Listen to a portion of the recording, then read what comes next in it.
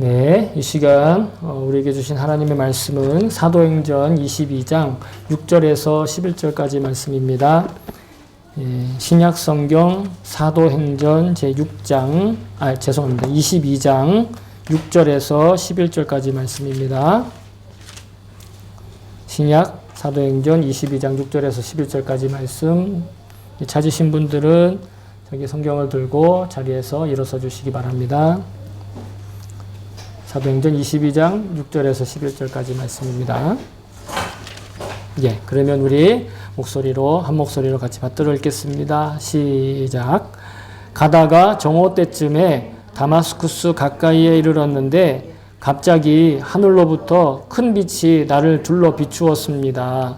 나는 땅바닥에 엎어졌는데 사울아 사울아 네가 어찌하여 나를 핍박하느냐 하는 소리가 들려왔습니다. 그래서 내가 주님 누구십니까? 하고 물었더니 그는 나에게 대답하시기를 나는 네가 핍박하는 나사렛 예수다 하셨습니다. 나와 함께 있는 사람들은 그 빛은 보았으나 내게 말씀하시는 분의 음성은 듣지 못하였습니다. 그때에 내가 주님 어떻게 하라 하십니까? 하고 말하였더니 주님께서 내게 말씀하셨습니다. 일어나서 다마스쿠스로 가거라. 거기에는 네가 해야 할 모든 일을 누가 말해줄 것이다. 나는 그 빛의 광채 때문에 눈이 멀어서 함께 가던 사람들의 손에 이끌려 다마스쿠스로 갔습니다. 아멘. 네, 주의 말씀입니다. 자리에 앉으시기 바랍니다. 제가 설교를 위해서 잠깐 기도하겠습니다. 기도합니다. 좋으신 하나님 감사합니다. 하나님 허물 많고 무익하고 도저히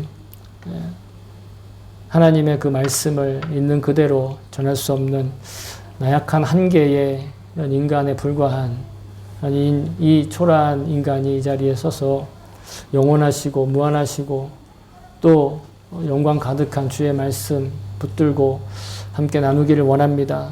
주님, 분명히 우리에게 한계가 있고 분명히 우리의 나약함이 있지만 그 모든 것들 가운데서 친히 주님께서 역사하셔서 하나님의 말씀을 듣게 하실 줄로 믿습니다. 이 시간 성령님께서 친히 우리 한 사람 한 사람 가운데 임하시는 그 성령님께서 말하는 자도 듣는 자도 모두가 다 하나님의 말씀을 말하고 들을 수 있는 놀라운 시간 허락하여 주시옵소서. 성령의 불로 주님 이 자리에 임하여 주시옵소서. 성령께서 친히 우리의 입을 여시고 우리의 귀를 여시고 뿐만 아니라 우리의 마음과 우리의 영혼과 우리의 인생이 활짝 열려지게 하여 주시옵소서. 감사드리며 예수님의 이름으로 기도합니다. 아멘. 할렐루야. 주님을 찬양합니다. 네, 날씨가 더워서 많이 못 오신 것 같은데 충분히 다 이해합니다. 정말 연일 이 더위로 많은 이 지치기 쉬운 날들을 지내고 있습니다. 이렇게 되면 몸과 마음이 이렇게 육신이 필요하고 지치게 되면 당연히 마음도 함께 무너지고 지치고 그런 것이 우리 사람이라는 존재가 가지고 있는 이 한계인 것 같아요. 그런데 여러분 성경을 읽으면 그런 나약한 존재 또 그런 한계를 가진 존재를 여전히 예수님이 사랑하시고 여전히 우리를 통해서 하나님의 일을 해 나가신다 하는 것을 알게 됩니다. 그리고 우리의 모든 것들을 그저 품어주시고 또 우리를 통해서 하나님이 친히 이 땅에 하실 일을 하나님께서 하시는데 우리를 통해서 하신다라는 거죠. 그래서 내가 겪고 있는 문제가 사실은 나만의 문제가 아니라 하나님께서 그 문제의 당사자가 되시는 그런 삶의 경험들 많이 합니다. 그것이 곧 우리에게 간증이 되고 그것이 우리의 고백이 되는 것이죠. 단지 어려운 문제를 내가 열심히 기도했더니 이렇게 풀었다 하는 것이 그런 성공 사례만을 말하는 것이 간증이 아니라 내 문제가 곧 하나님의 문제처럼 믿어진다라는 것입니다. 갑자기 자, 오늘 본문은 바울이 사울이었던 시절이 있었어요. 그죠? 바울이 처음부터 바울로 불린 게 아니라 유대 율법의 열심으로 처음에 원래 본명이 사울이었죠. 그래서 사울은 율법에 너무 열심인 나머지 지난주에도 우리 함께 나누었잖아요. 열심이 중요한 게 아니라 무엇이 중요하다? 방향이 중요하다라는 것이죠. 아무리 율법에 열심이고 아무리 노력에 열심이고 진짜 영혼까지 끌어다가 우리가 예수를 믿어도 잘못된 방향으로 내가 예수 믿는다고 하는 행동이 오히려 예수님을 거스를 수 있다라는 거예요. 이게 굉장히 우리에게 중요한 포인트입니다. 바울이 그랬다라는 겁니다. 바울은요, 자기의 그 열심 있는 행동, 그리고 과격한 행동, 그리고 사람들을 잡아다가 막 돌에, 때려 죽이는 그런 어떤 사형을 집행하는 걸 자부심을 느끼고 있었어요. 그 정도로 대단한 사람이었는데, 그때 자기가 경험한 바를 다시 얘기를 하는데, 빛으로 나타나신 예수님과 대면하는 순간이죠. 그죠? 근데 사실은 이 구절이 원래 한 번 더 있었습니다. 이 사도행전에 한 번 더 기록이 되어 있는데, 그것이 어디냐면, 사도행전 9장 전체에 보면 그 내용이 다시 나와요. 근데 오늘 우리가 함께 읽었던 내용과 좀 다른 내용들도 좀 보임이 아주 사소한 문제이긴 하지만 다른 그런 표현들이 있는데, 그 이유는 뭐냐면 이 사도행전을 누가 직접 자기 손으로 썼냐면 누가라는 사람이 썼습니다. 누가 썼냐면 누가 썼어요. 믿지 않는 분들이 들으면 좀 헷갈릴 수 있는데, 근데 누가의 진짜 정확한 발음은 루카입니다. 루카. 그쪽 나라 사람들 이름인데 루카가 썼어요. 그런데 9장에 있는 내용은 누가가 주변에 있는 사람들과 또 사도 바울의 물론 이야기도 들었겠지만 간접적인 내용을 그냥 서술하듯이 썼기 때문에 다소 내용이 조금 다른 부분이 있어요. 표현이 다른 부분. 그걸 지금 말하자는 건 아니고, 그런데 오늘 구절은 어떤 구절이냐면 바울이 누구에게 들은 이야기가 아니라 바울이 자기가 직접 경험하고 체험한 것들을 바로 이야기하는 거예요. 그러니까 자기가 느낀 바, 자기가 체험한 바, 자기의 일로 이야기를 하고 있다는 것이죠. 그래서 어떻게 보면 누군가의 시선에 의해서 똑같은 사건을 누가 그것을 표현하고 말하느냐에 따라서 다르게 표현될 수 있어요. 그러나 그 안에 흐르고 있는 공통적인 메시지, 공통적인 어떤 이 말씀은 통일된 이야기는 동일한 것이죠. 그래서 성경은 종종 사람의 입장에 따라서 다르게 표현되어 있지만 어떤 통일성을 가지고 있는 그런 부분들을 그냥 내버려 두고 있어요. 그걸 굳이 이렇게 조정하지 않고 있거든요.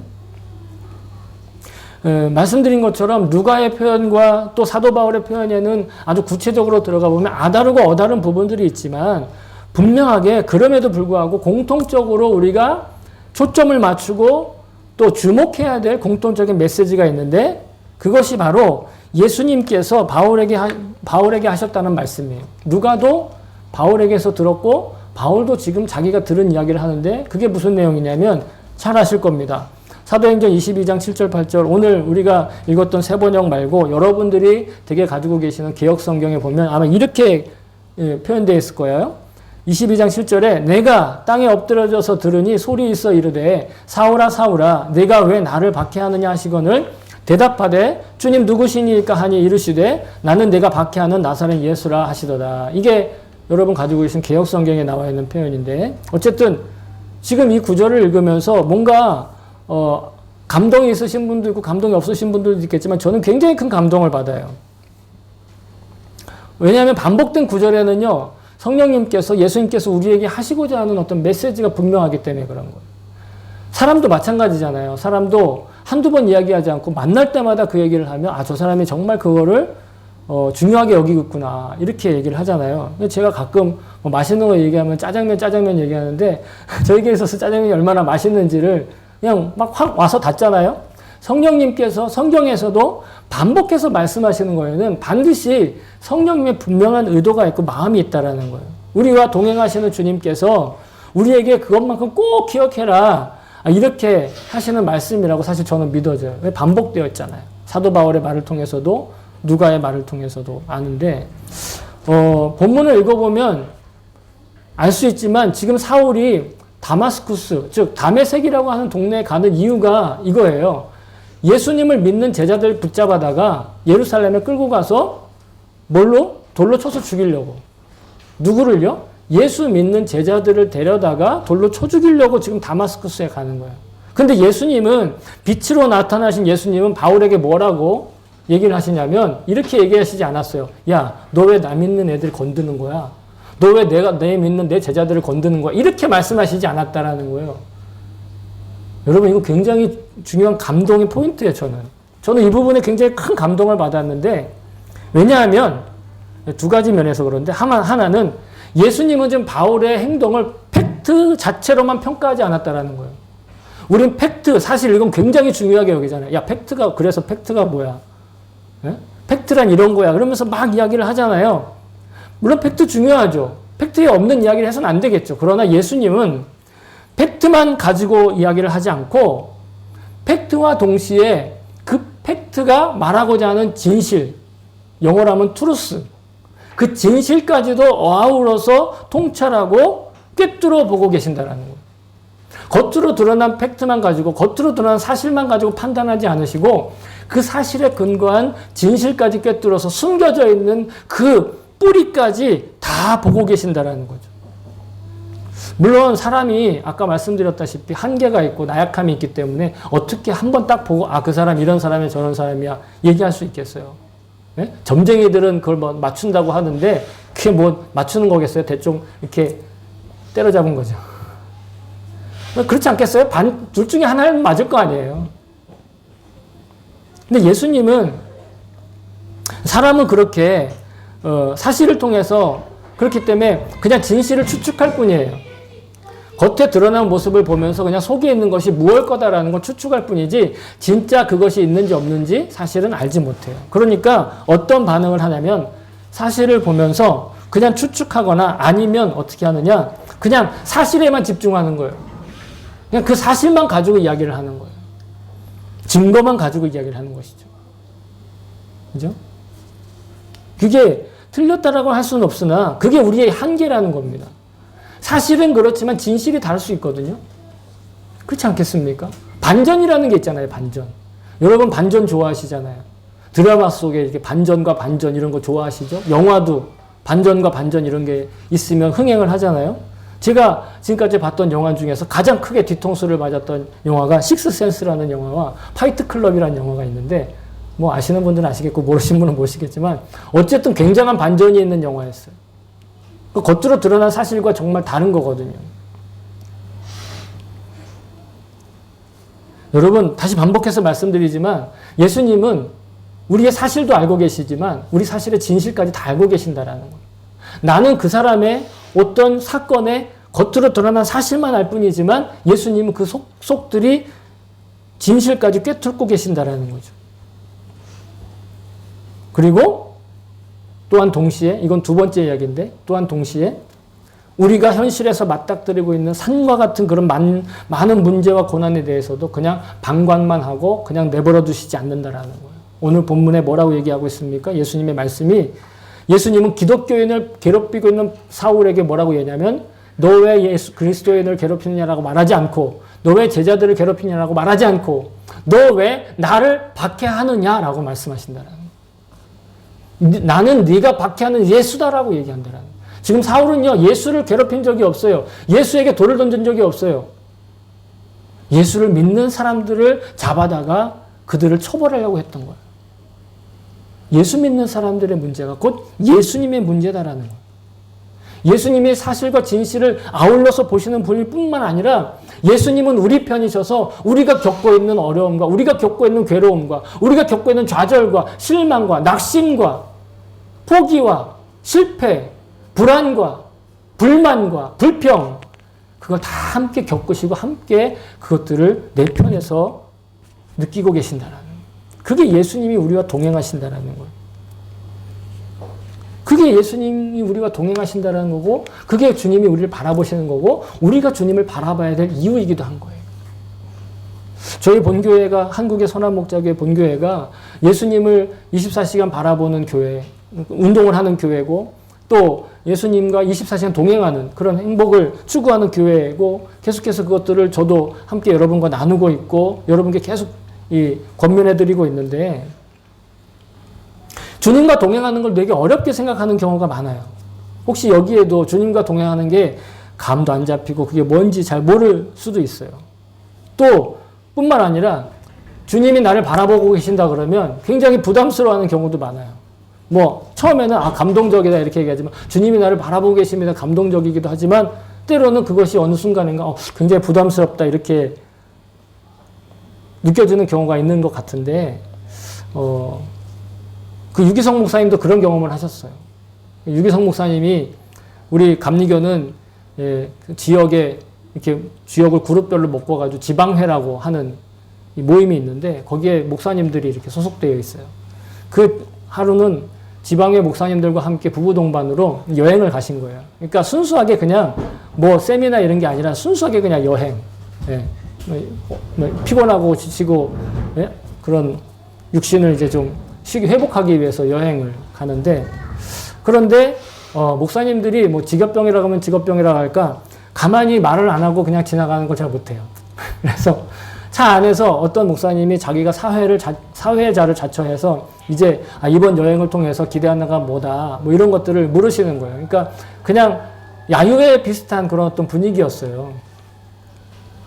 근데 이제 그러니까 목사님들이 이렇게 마이크 한 사람씩 이렇게 해가지고 부부가 이렇게 한마디씩 했겠죠? 그러면서 막, 요번에 뭐 맛집을 어쩌고, 뭐 이렇게 그런 어떤 좋은 풍경을 뭐 이런 여러 가지 이야기 하는데 갑자기 유기성 목사님 앞에 마이크가 딱 왔어요. 뭐라고 할게요? 이번 여행만큼은 정말 주님과 동행하는 그런 아름다운 여행이 됐으면 좋겠습니다. 하는 순간 뒤에서, 숨 좀 쉬자, 숨 좀 쉬어. 아니, 여기까지 나와가지고. 그런 얘기를 할 게 뭐냐고. 왜 분위기를 왜 망치느냐고. 이런 식으로. 큰 소리는 아니었습니다. 그냥 작게 얘기했는데 유 목사님은 크게 들렸대요. 목사님들만의 문제, 목사님에게만 예화에 등장하는 그 목사님의 문제가 아니라 사실 많은 성도들이 혹시 우리 가운데도 주님과 행복한 동행을 이야기하면 처음엔 감동하죠.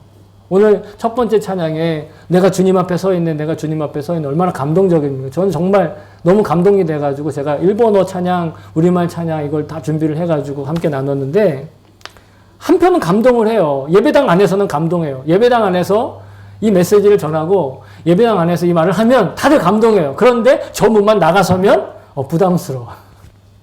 그래서 저 문을 나가면 주님 여기 계세요. 주님 나오시는 거 아니에요. 이건 제 표현이 아니라 유기성 목사님이 설교 때 그렇게 표현을 했어요. 많은 성도들이 예배당 문을 나서면서 주님은 그냥 여기 계시는 거예요. 내일은 내가 알아서 할게요. 자, 가만히 기다리고 계시면 일주일에 다시 올 테니까 걱정하지 마세요. 나 어디 안 가요. 이러고 나간다는 거예요. 주님과 동행하는 것을 부담스러워한다는. 왜냐하면 전적으로 주님을 믿기보다 주님을 믿는 영역과 주님을 믿는 영역은 그냥 일주일에 단 하루, 7일 중에 단 하루, 그리고 자신의 개인적으로 누리는 그런 삶의 개인 프라이빗한 그런 삶의 영역을 굳이 분리하고 싶은 거예요. 저 문을 통해서. 왜일까요? 어쩌면 우리의 일상이 여기서는 죄를 쉽게 저지르지 못하고 죄에 대해서 좀 거리를 둘 수 있지 모르겠지만 일상에 나가면 너무도 쉽게 너무도 가까이 우리 가운데 죄가 있고 우리 가운데 허물이 있고 우리 가운데 죄의 유혹과 미혹이 너무도 강력하기 때문 아닐까 생각을 해봅니다. 제가 존경하는 목사님들이 많이 계신데 그 중에 한 분이 그 한국의 CBS 기독교 방송에 올포원이라고 하는 설교 방송이 있어요. 설교 방송은 설교를 듣고 패널들이 그 목사님들한테 자기 실제적인 질문들을 전하는 거예요. 그러면 그 목사님들이 그 질문에 답을 하는데 그때 그 구절을 이렇게 페이스북에 누가 글을 올렸어요. 그래서 제가 그것을 읽고 너무 감동이 되어서 함께 오늘 말씀과 너무 맞는 취지라서 같이 나누고 싶은데 질문은 이겁니다. 목사님, 매일 죄에 무너지는 연약한 죄찬이 너무 미워요. 어떻게 하면 좋을까요? 매일 죄에 무너지는 연약한 저의 모습이 너무 미워요. 어떻게 하면 좋을까요? 이게 질문이었어요. 혹시 여러분들도 이런 질문을 하시나요?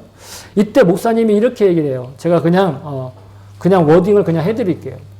무너지는 게 맞아요. 죄에 지는 게 당연해요. 그리고 주님이 그걸 아셔요. 예수님께서는 아시니까 3번이나 부인했던 베드로를 용서했고 말씀을 쫓지 못하고 기도도 못하는 제자들에게 마음에는 원이로되 육신이 약하도다 하고 말씀하시고 화내지 않았어요. 하나님께서는 전부 아세요. 그렇다면 연약한 우리가 해야 할 것은 하나님 앞에 내가 그런 존재입니다. 인정하는 거예요. 목사가 되든 장로가 되든 성도가 되든 어떤 존재가 되든지 간에 하나님 앞에 정직하게 제가 그런 존재입니다.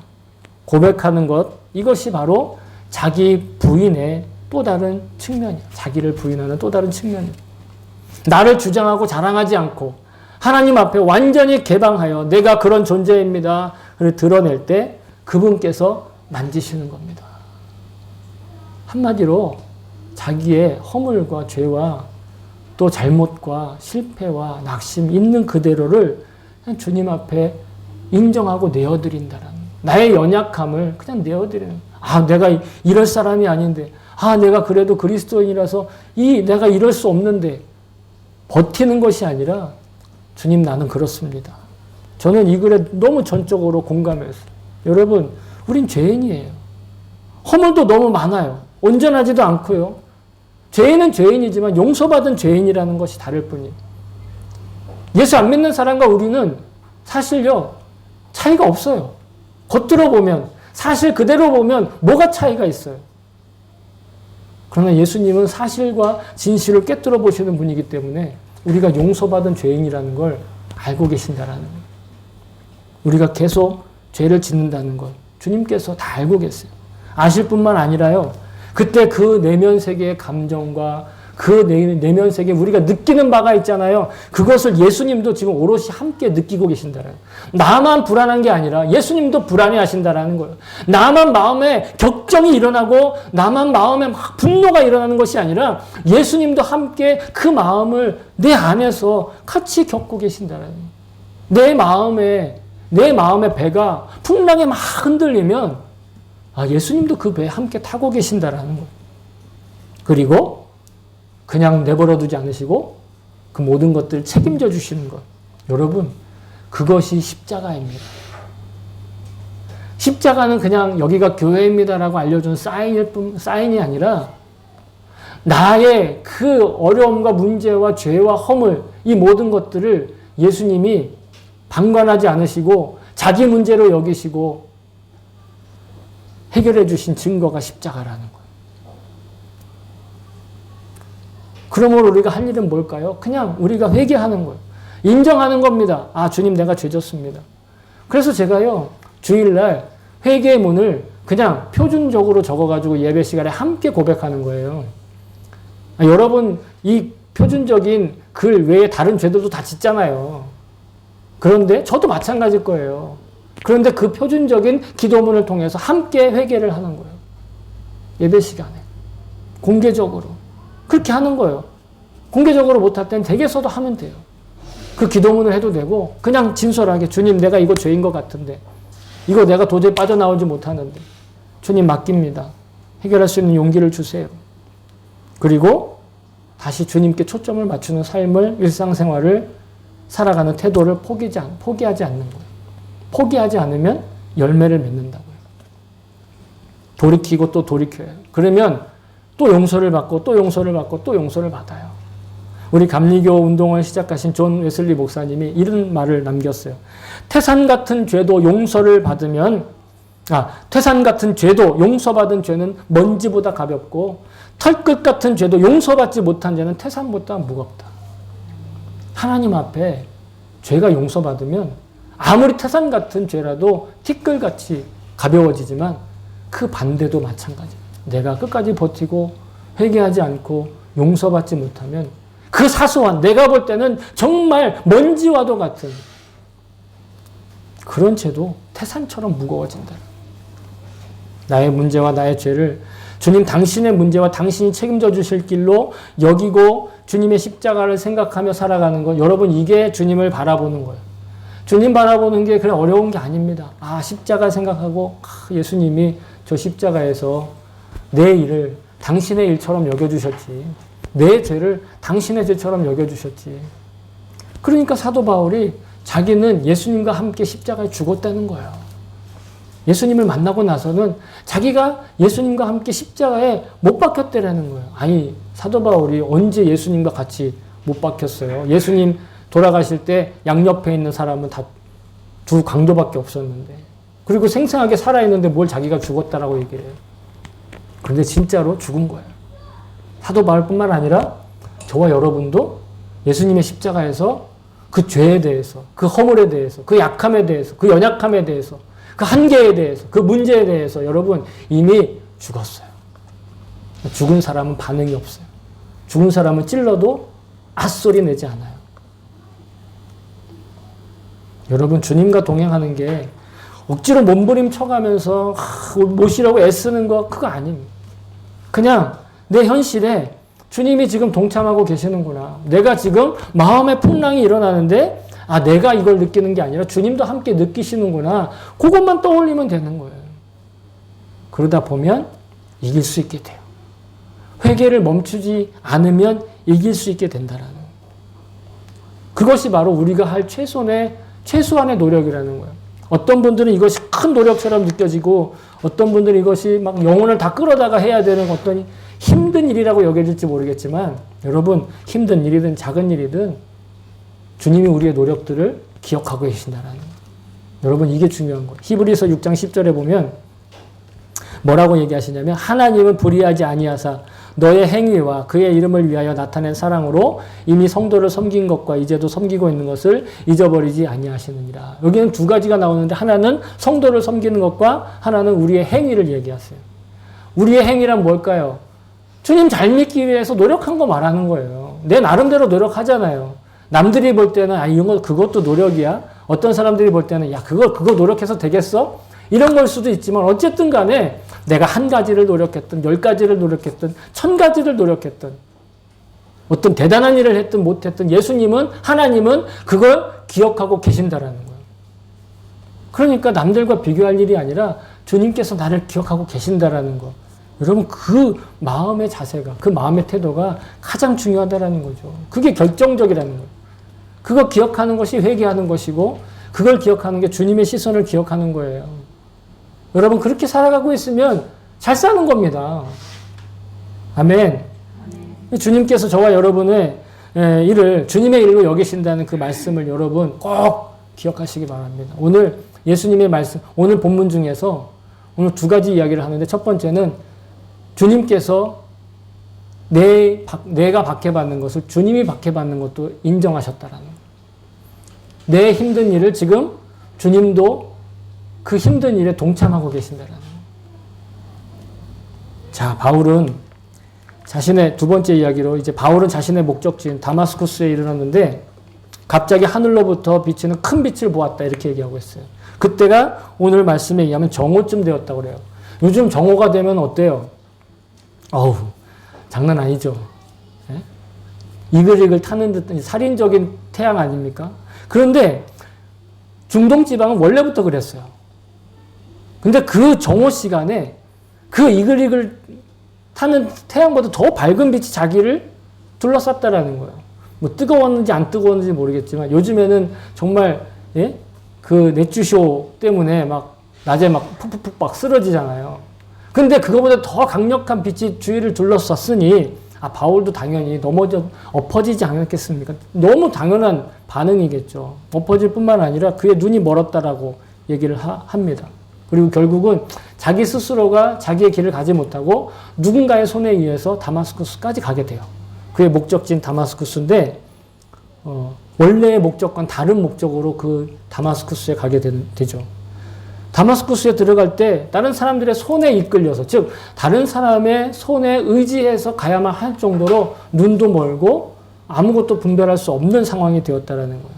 그런데 바울은 그때 자기 고백에 그 빛의 광채 때문에 그렇게 할 수밖에 없었다라고 고백하고 있잖아요.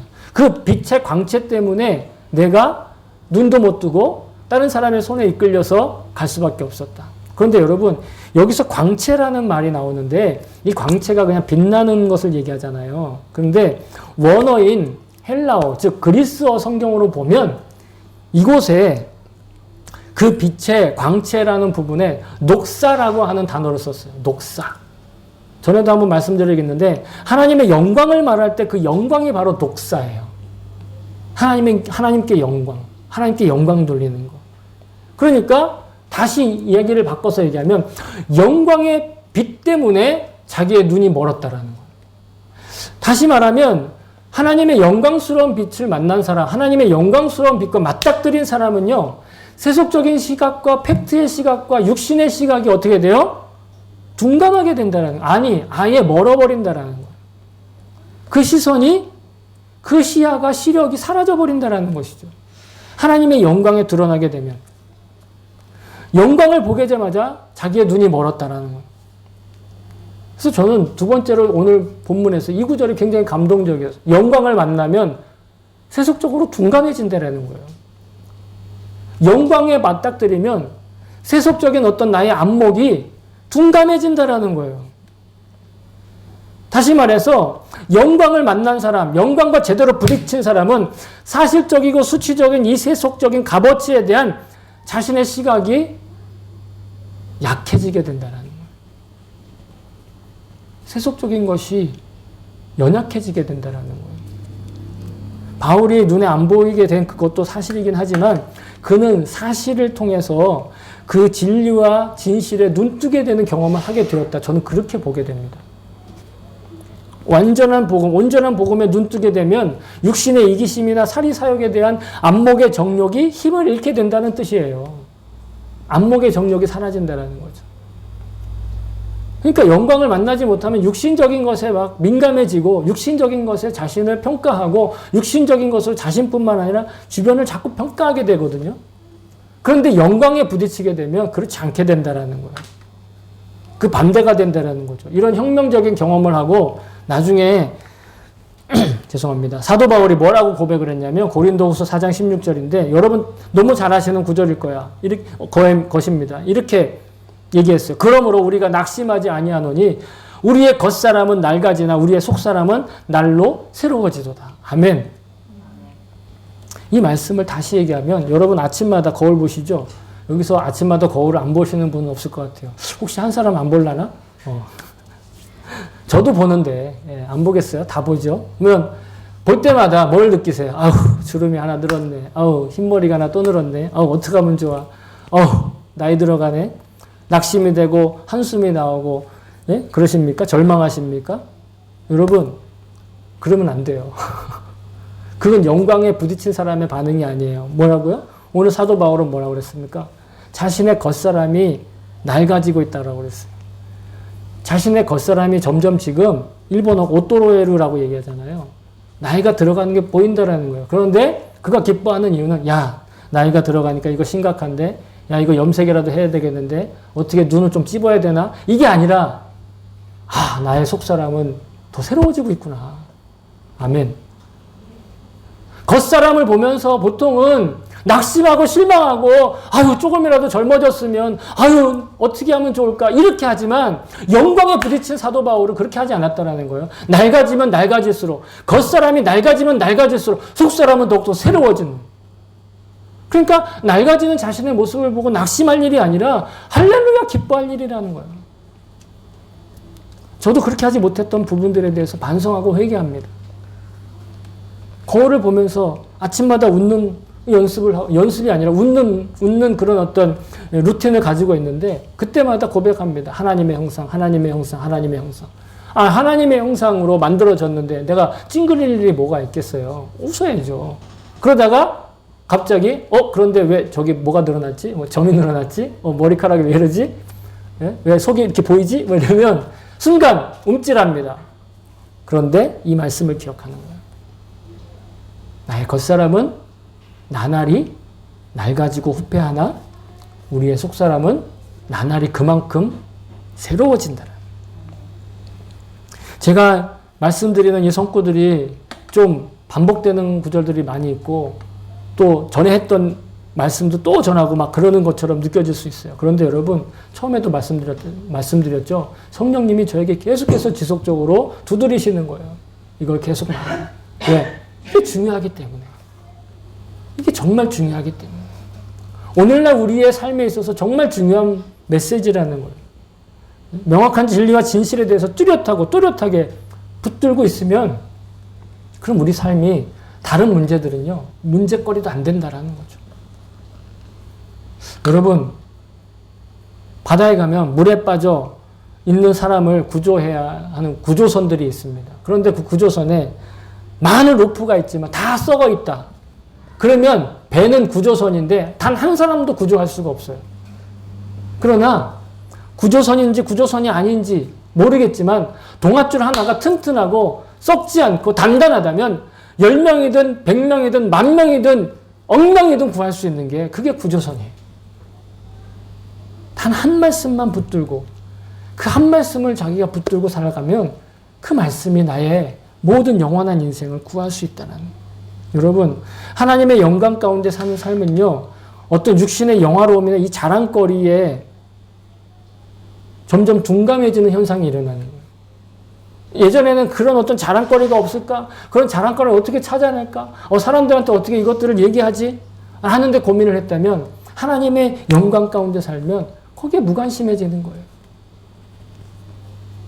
그냥 하나님의 영광 그 자체가 진정한 보물이다 하는 것을 알게 되기 때문에 더 이상 우리 육신의 목적에 대해서, 육신의 어떤 목표에 대해서 막 마음이 안절부절하게 되는 것이 아니라 오히려 그것들을 활용하고 사용하고 그것들로 하나님을 섬기는 일에 쓰게 된다는 거예요.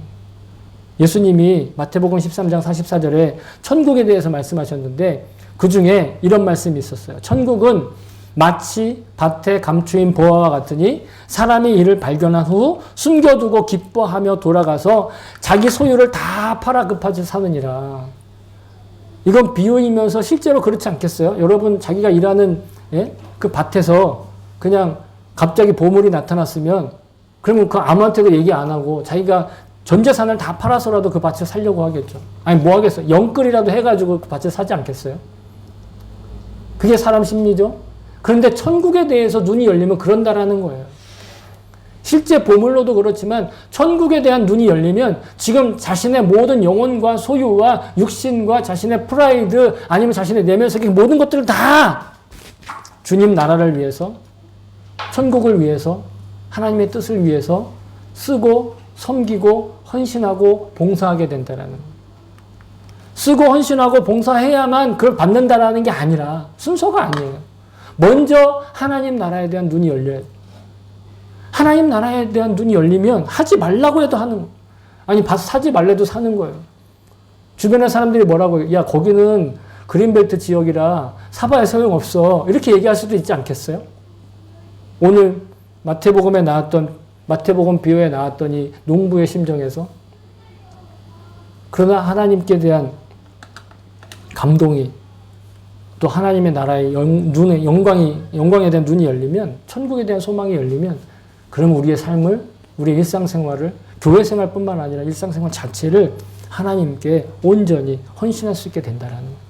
그러면 하나님 뭐라고 말씀하셨습니까? 우리의 행위와 이전에도 성도를 섬긴 것과 지금 섬기고 있는 것 그리고 앞으로 섬길 것도 영원토록 잊지 않으시고 하나님 다 기억해 주신다고요. 사랑하는 성도 여러분, 주님과 동행하게 되었다는 진실이 얼마나 귀하고 복된 일인지를 볼 수 있는 눈이 밝히 열려지기를 정말 갈망하고 소망합니다. 물론 육실적인 현실에 맞서는 일들이 만만치 않고 우리 인생의 굽이마다 벽들은 또 얼마나 그렇게 높은지, 그러나 나의 문제와 죄와 허물을 모두 알고 계시는 주님께서 나의 문제와 죄와 허물을 그저 방관하지 않으시고 예수님 당신의 문제로 여겨주셨다. 여러분 이것이 복음이고 여러분 이것이 진리입니다. 그럼 복음과 진리 가운데 사는 거, 곧 예수님과 동행하는 거, 그래서 우리가 예수님과 동행하는 게 행복하고 기쁘다라는 것이죠. 주님과 동행할 때 비로소 내 눈을 가로막던 모든 벽이 더 이상 보이지 않고 오로지 주님의 영광만을 체감하게 될 것입니다. 저는 그것을 믿습니다. 제가 이 자리에 있는 이유이기도 합니다. 바울이 만났던 주님께서 우리와 여전히 동행하고 계세요. 또 나의 일을 주님의 일로 여겨주고 계세요. 그리고 그 영광을 우리의 현실에서 여전히 지금도 채워주고 계세요. 여러분 이미 이 땅에 주님의 영광이 가득 차 있어요. 저와 여러분이 현실의 모든 이기적인 문제로 인해 죄를 회개함으로 하나님의 영광 안에 거할 수 있기를 소망합니다. 또한 동시에 그 영광 가운데 지금 우리와 동행하고 계시는 주님과 함께 손잡고 당당하게 일상생활을 걸어가실 수 있기를 다시 한번 주님의 이름으로 축복합니다. 아멘.